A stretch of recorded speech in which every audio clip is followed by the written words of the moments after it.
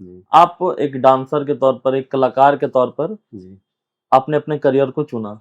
या कितना आसान, कितना मुश्किल, घर में कितना इसका विरोध का सामना करना पड़ा? कि कुछ लोग इतना मतलब ठगा हम लोग को कि पैसा लेते थे और काम करवाते थे और बोलते थे ठीक है गाना रिलीज हो जाएगा और आज तक रिलीज नहीं हुआ है। यहाँ आप डायरेक्टर हैं, जी, यहाँ आप अपनी कंपनी के बॉस हैं, आप एक्टर हैं। यूट्यूब को आप अगर बात करें, बहुत ऐसे क्रिएटर बनाते हैं यूट्यूब में वीडियो। यूट्यूब के आने के बाद एक जो स्ट्रगल पीरियड का कलाकार होता है, हम्म, उसके लिए कितना आसानी हुआ है? 40-45 हजार सब्सक्राइबर भी हो गया था हुँ, और फेसबुक में भी अच्छा क्रेज था और इंस्टाग्राम पे भी अच्छा क्रेज था। एक नॉर्मल फोन उस समय हम लोग थे, तो उस समय कुछ प्रॉब्लम ऐसा आ गया, कुछ दोस्तों के साथ में विश्वासी कर लिए जिनके कारण हुँ। हमारा सारा चीज हैक कर लिया। प्रेम कुमार जी आगे बढ़ के वेब सीरीज़ हो गया या फिर बॉलीवुड का सेक्टर है, उस सेक्टर में आप जाने का प्रयास कर रहे हैं? सिंगिंग, एक्टिंग, ये सब का जो लाइन होता है ना भैया, हुँ, हम जब स्टार्टअप किए थे, हमारा फैमिली, हमारे दोस्त और भी अगल-बगल बहुत बोलते हैं। हमें नचनिए के नाम से बोलते थे। हम जैसे कलाकारों को हमारे अंदर में अगर वो चीज़ का टैलेंट है, हमें यहाँ से कोऑपरेट नहीं मिलता है। हुँ, यहाँ बहुत ऐसा नेता है और भी बहुत ऐसा आर्टिस्ट है, बहुत ऐसा चीज़ हम लोग बहुत उम्मीद लगा रखते हैं यहाँ पे कि हमें कुछ सपोर्ट मिले। एक हम लोग चाहते हैं कि एक आर्टिस्ट के लिए कुछ एक क्लब हो। नमस्कार, मैं महराज और आप देख रहे हैं आपकी सभा। गीत, संगीत और अन्य कई माध्यम हमारे संस्कृति से जुड़ा हुआ है और संस्कृति से जुड़ा होने के कारण हम इसे अपने दैनिक जीवन में मनोरंजन के तौर पर इसका प्रयोग भी करते हैं और ये प्रथाएँ आज से नहीं, लंबे वर्षों से चली आ रही हैं।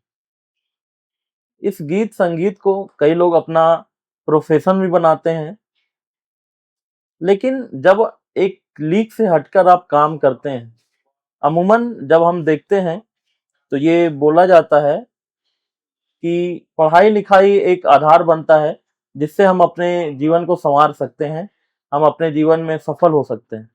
लेकिन कुछ ऐसे लोग भी हैं, जो इस लीक से हटकर बात करते हैं, कुछ अलग प्रोफ़ेशन में जाते हैं, गीत-संगीत के माध्यम से लोगों का मनोरंजन भी करते हैं और अपना जीवन भी चलाते हैं। तो इसी तरह के एक व्यक्तित्व से हम आपको मिलवाना चाहते हैं। गिरिडीह से बिलॉन्ग करते हैं, इसी गिरिडीह जिले से बिलॉन्ग करते हैं। हम जानेंगे उनका संघर्ष कि वह एक डांसर भी है, कितना मेहनत करना पड़ता है गिरिडीह जैसे छोटे शहरों के लोगों को इस मुकाम तक पहुंचने के लिए या तो लीग से हटकर काम करने के लिए। तो सबसे पहले स्वागत कीजिए हमारे चैनल में हमारे आज के मेहमान प्रेम कुमार दास जी का। स्वागत है सर। सभी को जोहार मेरा, मैं आपका प्रेम कुमार दास और सभी को तहे दिल से शुक्रिया लोकसभा गिरिडीह के देखने वाले। जी, हम सबसे पहले वहीं से शुरुआत करते हैं।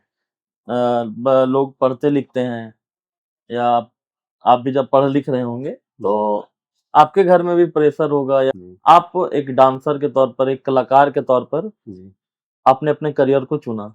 या कितना आसान, कितना मुश्किल, घर में कितना इसका विरोध का सामना करना पड़ा?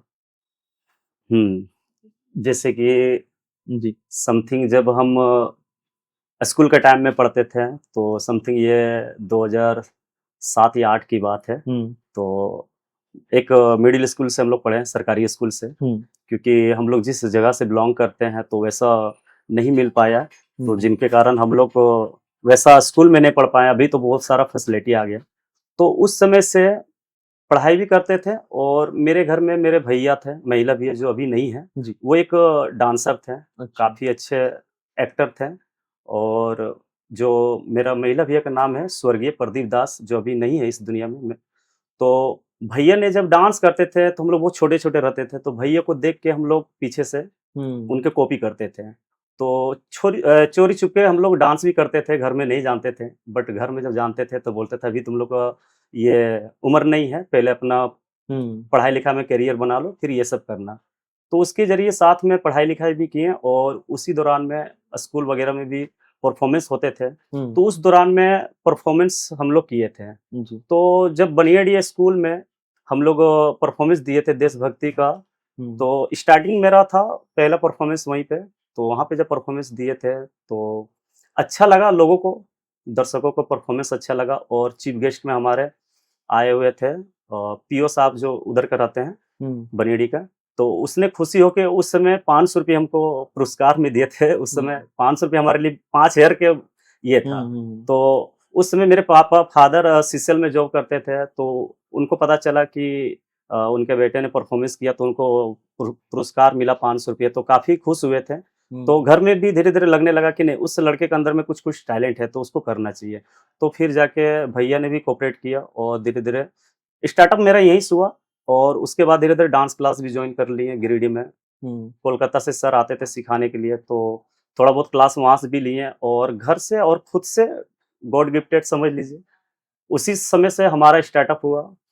अच्छा, हम अगर बात करें तो किस-किस क्षेत्र में आपने काम किया है? डांस, सिंगिंग है, एल्बम है, वो विस्तार से बताइए। अच्छा, या अभी जब बैकग्राउंड पहले हम लोग बातचीत कर रहे थे, जी, तो मुझे आपने बताया था कि आपने कोई फ़िल्म भी किया है। जी। उनके बारे में बताइए, हाँ, उससे आगे फिर बढ़ेंगे, कुछ ठीक और है। सवाल आपके लिए ठीक हैं। है, तो हम थोड़ा-सा शॉर्ट में ही बताते हुँ, चलते हैं ना, क्योंकि हुँ। लॉन्ग करेंगे तो बहुत ज़्यादा लॉन्ग हो जाएगा।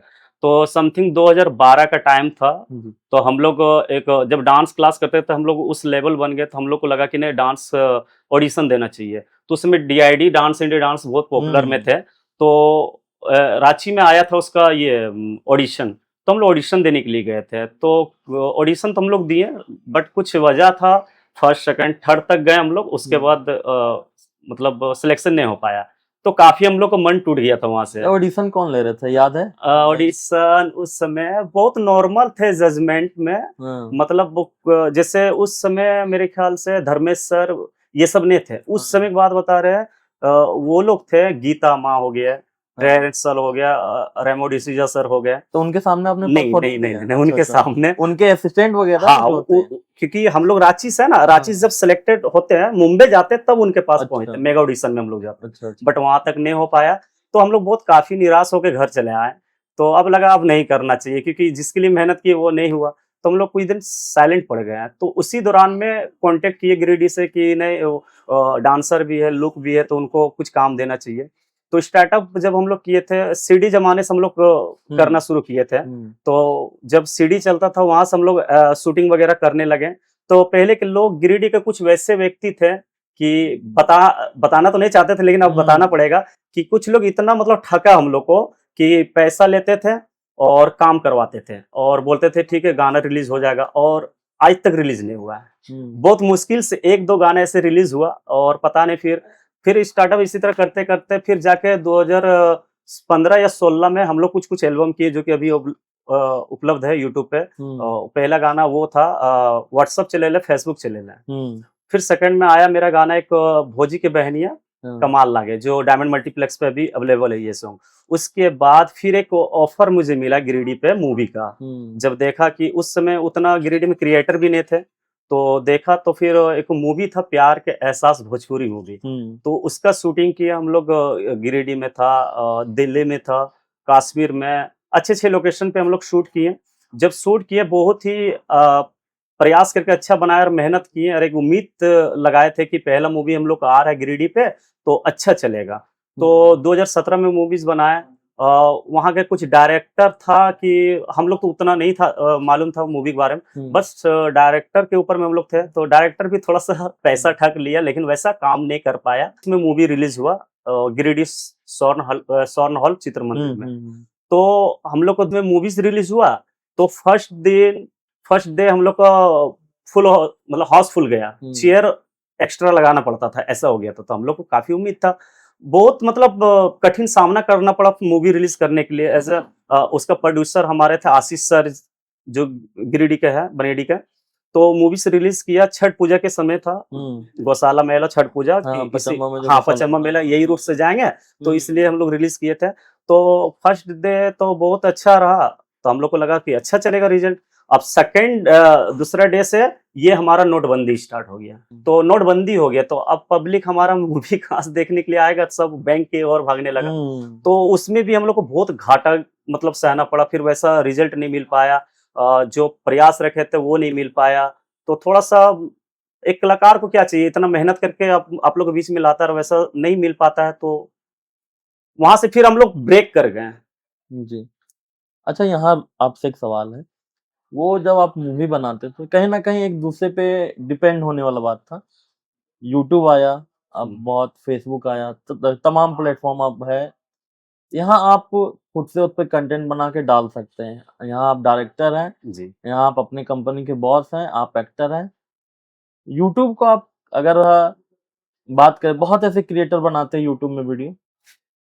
यूट्यूब के आने के बाद एक जो स्ट्रगल पीरियड का कलाकार होता है, हम्म। उसके लिए कितना आसानी हुआ है?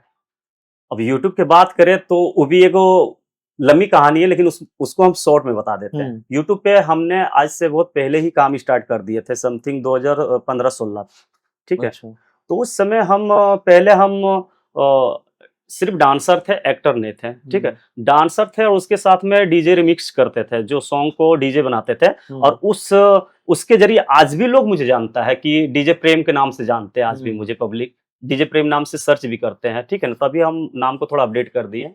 तो उसमें मिक्सिंग करते थे, तो उसके जरिए है ना हम लोग को बहुत सामना करना पड़ा। और वो है ना बहुत अच्छा हम लोग लेवल अपना यूट्यूब बना लिए थे, ठीक है ना। समथिंग उसमें 40-45 हजार सब्सक्राइबर भी हो गया था।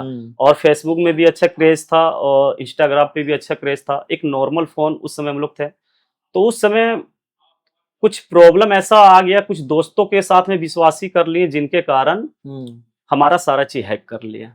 अच्छा। हमारा वीडियो से लेकर सारा चीज पूरा मेहनत खत्म कर दिया।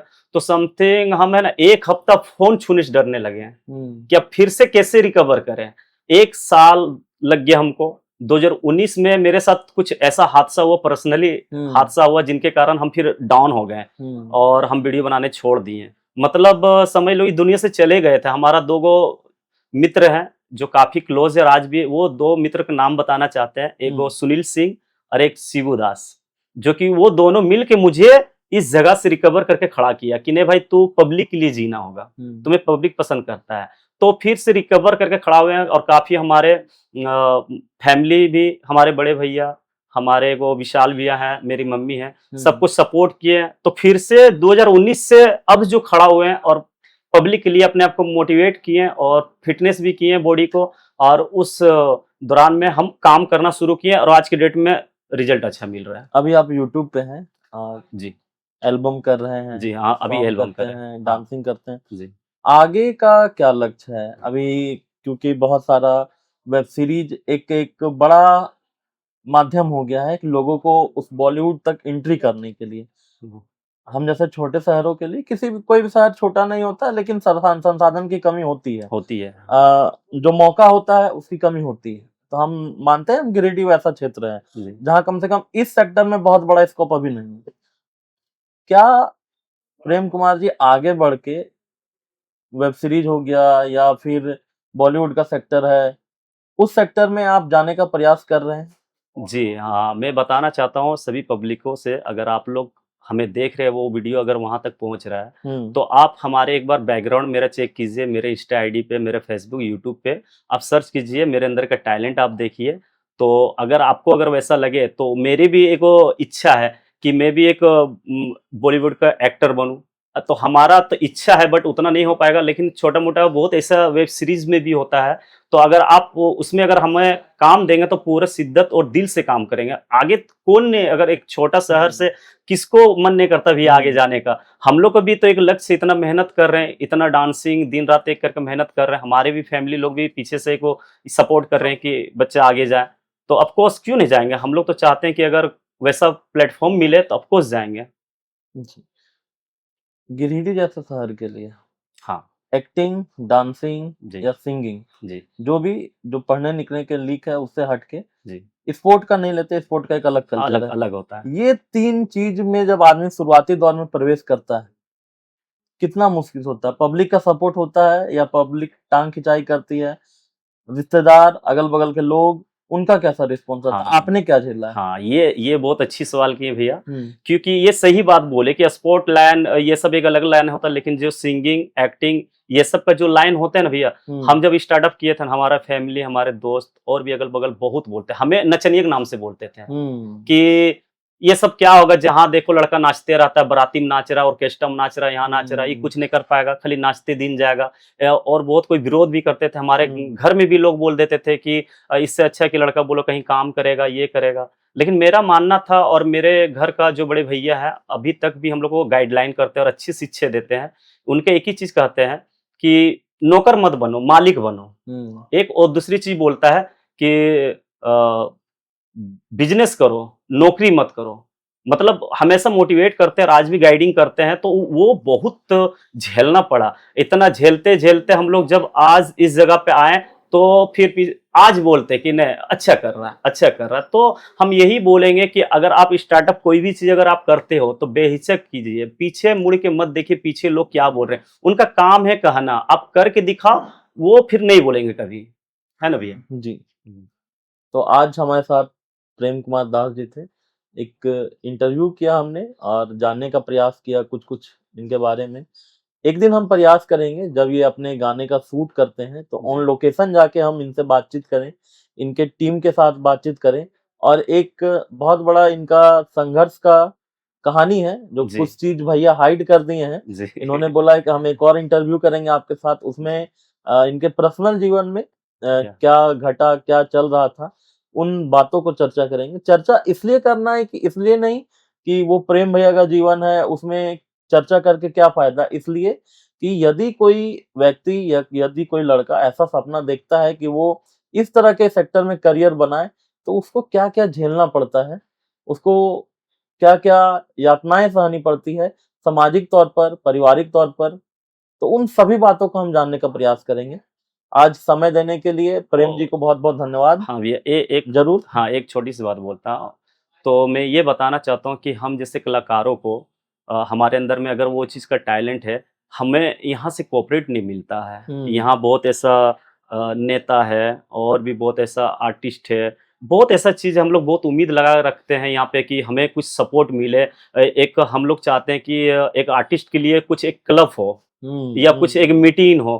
अगर कोई कलाकार मेहनत करते-करते पूरे जीवन इस लाइन पे दे देते हैं जिनके कारण कुछ अपने लक्ष्य में कर नहीं पाते हैं और वो एक दिन इस दुनिया से चले जाते हैं, जिनके कारण उनके पूरा फैमिली और परिवार उनके पीछे लगे हुए रहते हैं एक उम्मीद से। तो मैं चाहता हूँ कि आप जितने भी बड़े-बड़े क्रिएटर, नेताजी या जहाँ तक हमारे वीडियो पहुँच रहे हैं, आप लोग से एक उम्मीद है कि आप लोग इस चीज़ पे ज़रूर गौर करें और ऐसे-ऐसे एक्टर सिंगर एज़ इस लाइन पे जितने भी हैं, तो उनके लिए मैं चाहता हूँ हर एक होना चाहिए। जैसे आज की डेट में मैया योजना हो गया या और कुछ चीज हो गया, तो अगर कोई आर्टिस्ट अगर बहुत ज्यादा मेहनत कर रहा है, पब्लिक को खुश कर रहा है और कुछ कर रहा है, तो अरे कुछ नहीं तो उनके लिए कुछ वैसा कर दो। छोटी सी मेरी है कि अगर वो इस दुनिया से चले जाए तो उनके नाम से कुछ मिले, तो उनका परिवार भी चले। या ये भी चीज ना, तो उनको एक स्पेशल कार्ड मिल जाए कि वो अपना कार्ड दिखा के वो स्टेज तक पहुंच सके। हमारे गिरिडीह क्षेत्र से, हमारे झारखंड के क्षेत्र से अगर कहीं लंबा अच्छी जगह पे प्रोग्राम हो, अगर हम लोग देखने जाते हैं या परफॉर्मेंस देने जाते हैं, तो पूछता कहाँ से है, आपका क्या है, नहीं है। तो हमारा कुछ वैसा पास मिल जाए, कार्ड मिल जाए, एज ए हम एक्टर हैं, ये छोटा मोटा जगह, तो हमको मौका मिल सकते हैं। और ये बात रहा, और एक चीज और बताएंगे, जैसे कि हमारा जो जर्नी, तो भैया अभी हम इंटरव्यू फिर से देंगे, आपको पूरा खुल के बताएंगे। और जैसे कि अभी आप लोग मेरे बारे में थोड़ा बहुत जाने हैं, तो आपको उम्मीद है कि आप हमारी वीडियो भी देखने चाहेंगे। तो हम ये भी बता देना चाहता हूँ कि मेरी वीडियो आप देखने के लिए God music world YouTube channel पे आप जाइए, या फिर अन्यथा एक डायमंड मल्टीप्लेक्स चैनल है, आप उस पे जाइए, हम भैया से बोलेंगे, वो आपको कुछ वीडियो के क्लिप इसमें लगा देंगे।